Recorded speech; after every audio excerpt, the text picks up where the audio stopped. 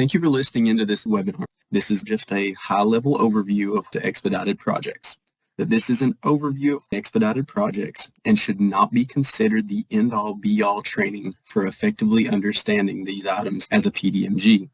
Now, getting into today's webinar, and applicants have many reasons for requesting use of expedited projects. I've personally worked with a few smaller entities that have ran through their entire budget for the year by providing emergency protective measures during an event, whether that be getting roads repaired enough to be considered passable or sandbagging and opening an emergency operations center. And it doesn't take a lot for costs to start adding up fast. In instances like these, applicants will require the use of expedited projects to get funds up front to continue the repair work on their facilities. While most FEMA grants are reimbursements, expedited projects are estimated projects where the applicant can get funding for 50% of the emergency work up front. At a later date, they will provide the documentation to get the remainder of the funding after all costs have been documented. Now, expedited projects are specifically for emergency work. They are the only projects that can be formulated before the recovery scoping meeting takes place. This is because expedited projects are utilized to get money to applicants quickly, hence their name. So remember, these are not really named expedited projects because they get processed faster. It's because they're formulated prior to the RSM. And that puts them before any of the applicant's other projects in the review queue, getting the applicant funding for these projects first. Now we're briefly going to review the process steps for expedited projects. First on the list, we have the request for public assistance, or the RPA. The applicant's going to submit a request for this, either in paper format or on grants portal, and this stage has a variable time frame. Next in line is the RPA's approval. FEMA and the state complete this in Grants Manager, and it should take no longer than a day. Third is the request for an expedited project. The applicant submits this request on Grants Portal, and its time frame does vary a little bit. Fourth on the list here, after the applicant submits the expedited request, they will gather project documentation and information and enter them into Grants Portal. And again, on this one, the time frame varies a little. Next in line, FEMA is going to review and submit the project based on the documentation that's provided by the applicant. And just like the last two, the time frame on this one varies. Now, the next to last step is on FEMA, the CRC, and EHP staff. They will develop the project damage description and dimensions, that's commonly called the DDD, and they do this in Grants Manager. The time frame on this is usually 2 days.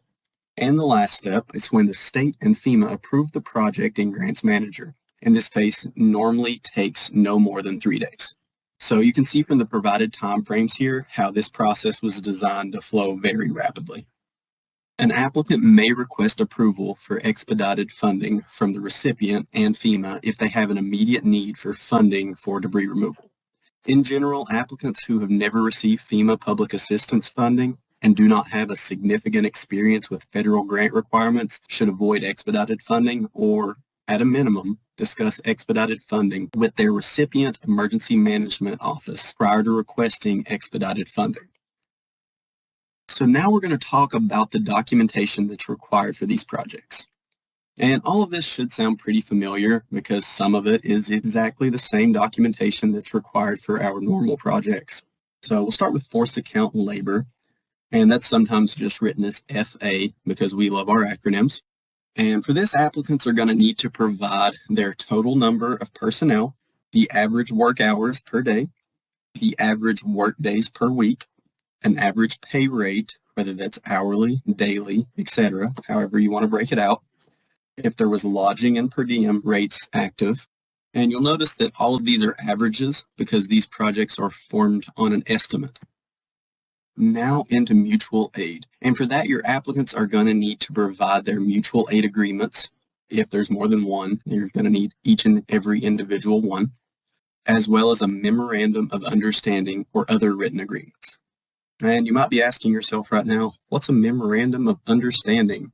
And that's an understanding between two or more parties that is outlined in a formal document. It's not necessarily legally binding, but that does come down to the included party's intent and the language that's used in the agreement. It mainly shows that each party is showing a willingness to move forward with its contracts. So in short, it's just a written agreement. And still on documentation, we're into equipment now. And force account equipment, you're going to need to obtain the types of equipment, and that includes the make, model, type, horsepower, just any ratings that you can get off that. May help us find a cost code that lines up straight with it. The average hours per day that the equipment is used, the average days per week the equipment is used, an hourly rate per piece of equipment. And with rental equipment, it's very straightforward. You just need a rental agreement with pricing included. And that brings us into our final piece here with contract documentation. Applicants will need to provide request for bid proposals, bidding documents, contracts, and debris monitor information. And just a note, if the applicant hasn't received any bids yet, they may submit an estimate based on unit pricing. And some essential information for expedited projects. Questions we should be asking here are, does the project have a detailed description of work being performed? And does the documentation provided substantiate that the work is eligible? And this includes having a description of the immediate threats and a description of the work activities, as well as the work locations. So the PD&G will work with the applicant to ensure that the provided information includes the facility name, its function, location, why the facility is considered an immediate threat, and describe what the repairs will be performed on site. And to briefly just summarize this slide, expedited projects are only for emergency work categories. So only Category A, debris removal, and Category B, emergency protective measures, are eligible as expedited projects. All right, now into the webinar summary. And seeing this slide means the presentation is nearing its end. So just a brief review of what we went over today. We reviewed expedited projects and the documentation and requirements required to get them in. We'll leave this up for just a few seconds to let you read the bullet points, and then we'll move forward. Now we have some compliance information for you. To report corruption, waste, fraud, abuse, mismanagement, and/or misconduct, contact the Department of Homeland Security Office of Inspector General by phone at 1-800-323-8603 or via the website or mailing address listed on the screen now. Procurement requirements are among the most complicated parts of the PA grant process, and noncompliance can result in deobligation of funding. Please make sure that you are following FEMA's procurement guidance for recipients and subrecipients. Federal requirements for procurement and contracting are described in 2 CFR Part 200. The Procurement Disaster Assistance Team, or PDAT, offers some training and tools on their website, www.fema.gov/grants/procurement. Thank you for watching.